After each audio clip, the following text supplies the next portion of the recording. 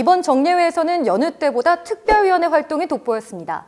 미세먼지 대책 특별위원회는 이번 정례회 기간 중 미세먼지 저감을 위한 유관기관 합동토론회와 미세먼지 줄이기 캠페인을 실시했습니다. 청주공항 활성화 지원 특별위원회도 지난달 21일 항공 및 관광 활성화 정책 토론회에 참석해 도내 항공 및 관광산업 육성 추진 상황을 청취했습니다. 충북선철도 고속화 지원 및 KTX 오송역 활성화 특별위원회는 지난 2일 위원회를 열어 오송 연결선 사업과 세종역 신설에 대한 업무를 보고받았습니다. 예산결산 특별위원회는 내년도 도 예산안과 도교육비 특별회계 예산안 2건을 심사했습니다.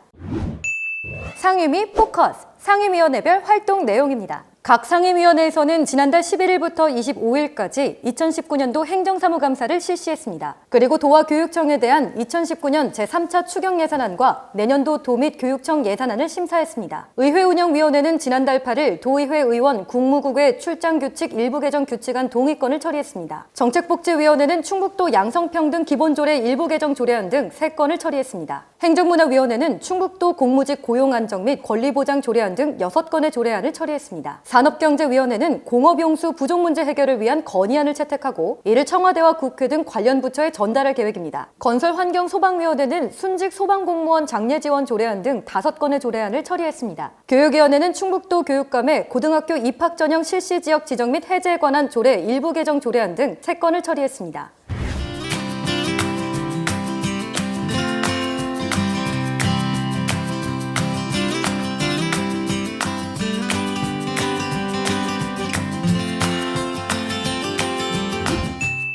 이번에는 현장에서 답을 찾는 도의회 소식입니다. 정책복지위원회는 충청북도 자연학습원을 방문해 시설을 둘러보고 운영 현황을 점검했습니다. 행정문화위원회는 마을기업 및 사회적 기업 활성화 방안 마련을 위한 간담회를 열어 애로사항을 청취하고 활성화 방안에 대한 의견을 나눴습니다. 산업경제위원회는 농촌체험 휴양마을 활성화 방안 연구 최종 보고회를 열었습니다. 이날 방훈희 의원은 운영 실태가 미흡한 체험마을 활성화를 위해 다양한 방안을 주문했습니다. 건설환경소방위원회는 행정사무감사를 대비해 청주 미동산수목원과 내수 수소충전소, 진천 가축분뇨 공공처리시설을 현장 점검했습니다. 교육위원회는 특수교육 활성화 방안 모색을 위한 정책 간담회를 열고 장애 학생들의 취업 방안과 사회활동 지원을 모색했습니다. 또 지난 3일에는 청주 특수학교 설립 부지를 사전 방문해 중앙초등학교 과밀학급 개선 방안에 대해 논의했습니다.